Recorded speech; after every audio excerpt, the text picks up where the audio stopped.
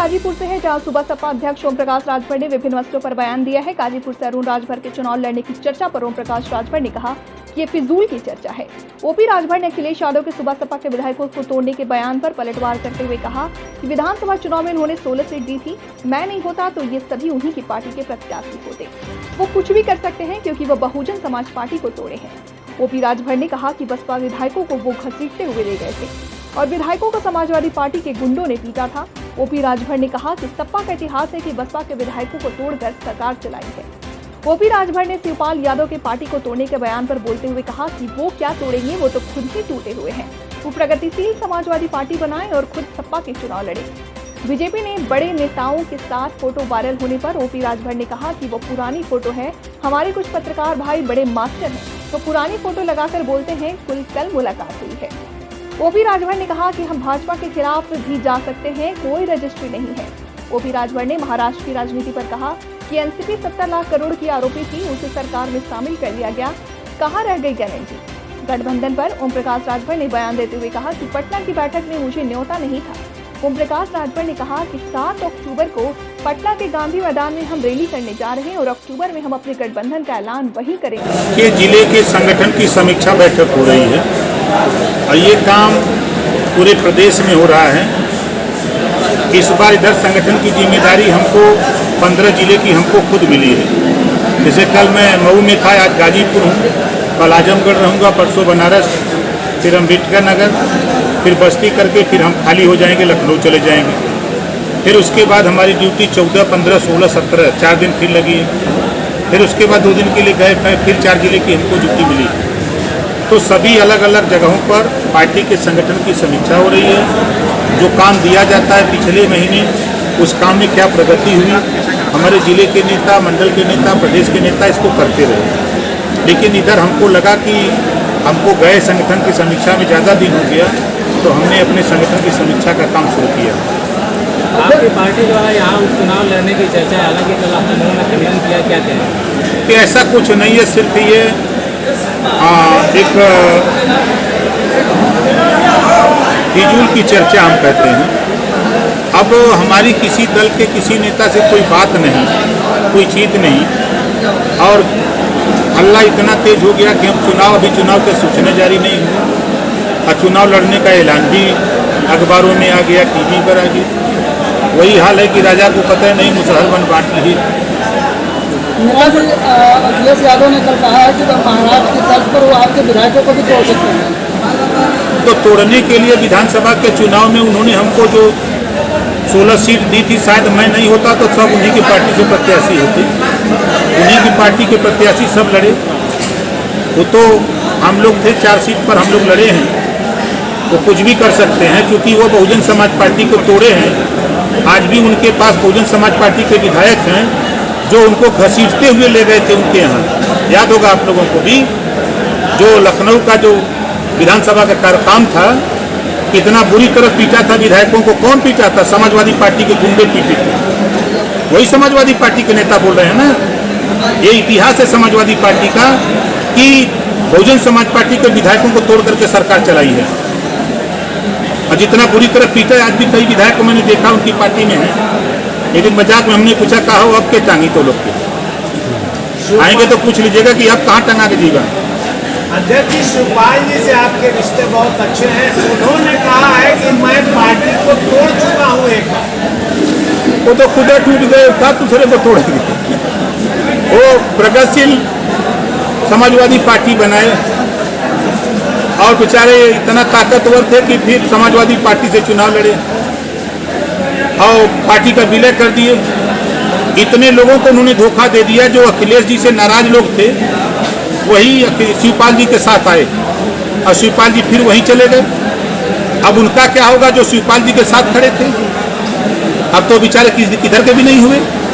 आपकी तस्वीरें भारतीय जनता पार्टी के बड़े लीडरों के साथ आजकल खूब वायरल हो रही है, इसके पीछे कहानी क्या है? देखिए, पुरानी फोटो है। हमारे कुछ पत्रकार भाई बड़े मास्टर हैं, पुरानी फोटो लगा देते हैं और कहते हैं कल मुलाकात हो गई बनारस में। पुरानी फोटो लगा देते हैं जो हम उनके साथ 18 महीना रहे हैं। तो क्या लगता है नई तस्वीरें आने वाली हैं? अभी तो हमारी कोई बात किसी नेता से, किसी दल से नहीं है। हमारी देखिए अभी भी पहली प्राथमिकता है मायावती जी, सोनिया जी, नीतीश जी, अखिलेश जी, जयंत जी, ये लोग इकट्ठा हों। जिस दिन इनको महसूस हो कि राजभर की भी ज़रूरत है, 2 घंटा पहले हमको बता दें कि फला जगह हम लोग इकट्ठा हो रहे हैं, तो ओम प्रकाश राजभर उन 5 लोगों से पहले ही वहाँ पहुँच जाएगा। अगर भाजपा के खिलाफ जाना पड़ा तो भी जाएंगे? 100% हम भाजपा के नाम रजिस्ट्री थोड़ा किए हैं। कल मोदी जी आपने पिछली बार जब बात हो रही थी तो आपने कहा था समाजवादी पार्टी से कि 5 सीट लोकसभा की लेंगे, तो अगला गठबंधन किसी से भी होगा तो क्या उन बातों पर आप अभी टिके हैं? क्यों नहीं, मांगेंगे नहीं।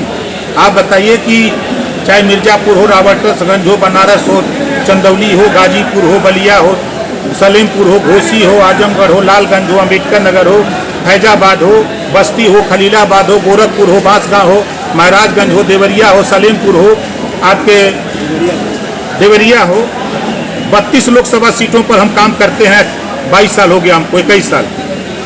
तो जब हम 32 लोकसभा सीटों पर भी विगत चुनाव में 2022 के चुनाव में हमको एक सीट एक लोकसभा में मिली, कहीं 2 सीट मिली। 1 सीट लड़े तो 1 लाख, 1.25 लाख, 90,000, 80,000 उठ पाए। जहां 2 सीट लड़े वहां 2 लाख के ऊपर उठ पाए। तो 15 लोकसभा सीटों में हम चुनाव लड़े अपने सहयोगी दल के साथ। 1 सीट लड़े तो हमारा सहयोगी हमको 1 सीट पर वोट दिलाया, हम उसको 4 सीट पर दिलाए। जहां हम 2 लड़े उसको 3 पर दिलाए, वो हमको 2 पर दिलाया। तो 15 लोकसभा तो प्रमाणित हो गई। उसके बाद जैसे आजमगढ़ की लालगंज में हम नहीं लड़े, हम देवरिया में नहीं लड़े, हम बांसगांव नहीं लड़े, हम बहराइच नहीं लड़े, फैजाबाद नहीं लड़े, अम्बेडकर नगर नहीं लड़े।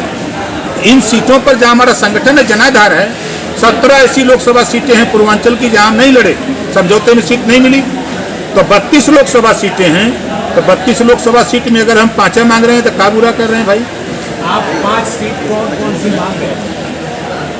अब मांगने के लिए तो हम जो भी सीट मिल जाए, चाहे गोरखपुर मिल जाए, चाहे बांसगांव मिल जाए, चाहे बहराइच मिल जाए, चाहे गाजीपुर मिल जाए, चाहे चंदौली मिल जाए, सलेमपुर मिल जाए, लालगंज मिल जाए, कोई सीट मिल जाए। अपना संगठन है, जनाधार है, गठबंधन, लड़ाई 1 नंबर। जी आप वरिष्ठ राजनीतिक हैं भारत के, उत्तर प्रदेश के, जिस तरह से महाराष्ट्र में राजनीतिक घटनाक्रम बदला है उसको किस रूप से देखते हैं? नहीं, देखिए एक चीज़ तो कहूँगा कि अभी हमारे देश के प्रधानमंत्री जी ने भाषण दिया, 70 लाख करोड़ रुपया एनसीपी पे आरोप लगाते हैं, सभी लोगों ने देखा। और वही आरोपी महाराष्ट्र में सरकार में शामिल हो गया। कहाँ रह गई गारंटी? जिस गारंटी की बात हो रही है वो गारंटी कहाँ रह गई? हम तो साफ साफ कह रहे हैं, हम साथ में थे। हम तो जातिवाद जनगणना 20 साल से आपके बीच में कह रहा हूँ। आज कांग्रेस ने मान लिया ना कि जातिवाद जनगणना की आवश्यकता है। आज नीतीश जी ने मान लिया ना। मैं तो नीतीश जी को बधाई देता हूँ कि आपने बजट अलॉट कर दिया और आदेश भी दे दिया अपने प्रदेश में। लेकिन यही सूबे के मुख्यमंत्री रहे, चाहे अखिलेश जी हो, चाहे मायावती जी हो, चाहे कोई हो, किसी की हिम्मत नहीं पड़ी कि कोई बजट दे जातिवाद जनगणना के लिए। जब तक जातियों की गिनती नहीं होगी तब तक ना तो शिक्षा के लिए बजट, ना स्वास्थ्य के लिए बजट, ना रोजगार के लिए बजट, ना नौकरियों में हिस्सेदारी नहीं मिलेगी। भारत का एक स्टेट है तेलंगाना, केजी से पीजी तक 500 कॉलेज खोलकर 4 करोड़ आबादी में 2 लाख बच्चों को, गरीबों को निःशुल्क शिक्षा दे रहा है तेलंगाना की सरकार। लेकिन क्या है यूपी में? 2 स्टेट भारत में है, 300 यूनिट बिजली फ्री दे रहे हैं। क्यों नहीं उत्तर प्रदेश में हो रहा है? ये तो मैं डंके की चोट पे कह रहा हूँ। और उठा के देखिए, आधी आबादी महिलाओं की है। सुनने में आ रहा है कि आप भी बहुत जल्द कैबिनेट में जा सकते हैं, तो अब ये प्रस्ताव जाएगा? नहीं, ये तो आप लोग जो है, बिल्कुल हम तो इसी पे लड़ते हैं। आप बताइए कि जब से हम आपके संपर्क में हैं, 20 साल के ऊपर हो गया, हम अपने मुद्दे से हटे हों। चाहे पूर्वांचल राज्य अलग कराने का हो, चाहे शराबबंदी का मामला हो, चाहे आधी आबादी महिलाओं की है लोकसभा विधानसभा में आधी सीटें आरक्षित कराने का हो, नौकरियों में आधी सीटें आरक्षित कराने का हो, चाहे उनको शिक्षण संस्थाओं में हो, एक बिंदु बता दीजिए हम पीछे हटे हों। हम तो साफ साफ कहते हैं, जिसकी जितनी संख्या भारी उसकी उतनी हिस्सेदारी। ये लड़ाई तो हम चाप के लड़ रहे हैं।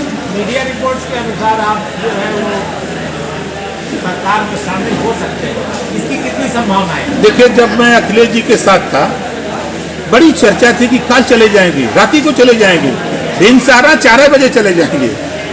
लेकिन आपने देखा कि हम लड़े।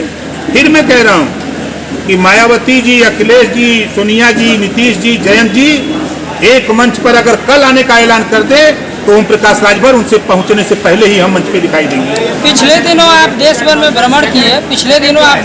भ्रमण किए और तमाम नेताओं से गठबंधन की बात कर रहे थे, एक मंच पर लाने की बात कर रहे थे, लेकिन जब पटना में सारे दल जो एक साथ जुटे वहाँ ओम प्रकाश राजभर नहीं दिखे। भाई हमको न्योता नहीं, पहली बात। अब हम शुरू करने जा रहे हैं, ठीक है।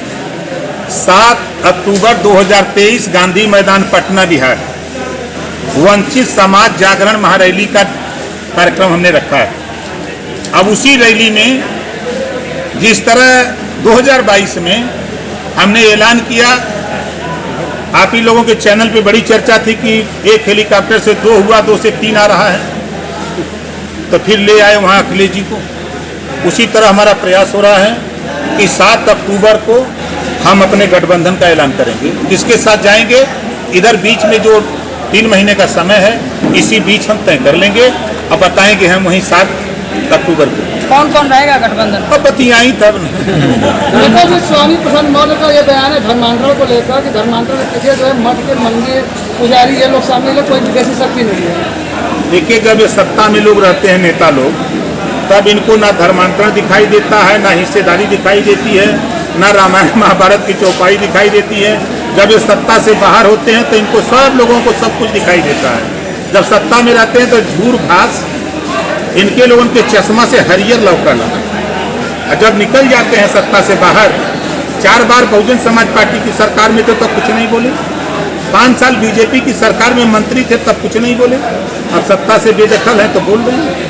अखिलेश जी बयान दे रहे हैं, आप कहे थे कि उनके कई विधायक आपके संपर्क में है, तो अखिलेश जी कह रहे हैं तो जितना तोड़ना है तोड़े, देखते हैं कितना तोड़ेंगे। रहीमन चुप हो बैठिए, देख दिनन के थे।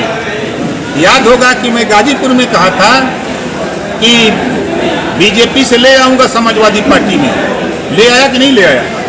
जब हल्ला हुआ तो रोक लग, भाई जिसके यहाँ से आ रहे हैं वो तो चालाक आदमी है ना, तो रोक लग गई। इसी से हम दिखाऊंगा आपको और आऊंगा बताऊंगा। प्रकाश जी, शिवपाल यादव कह रहे हैं कि लगता है कि उनको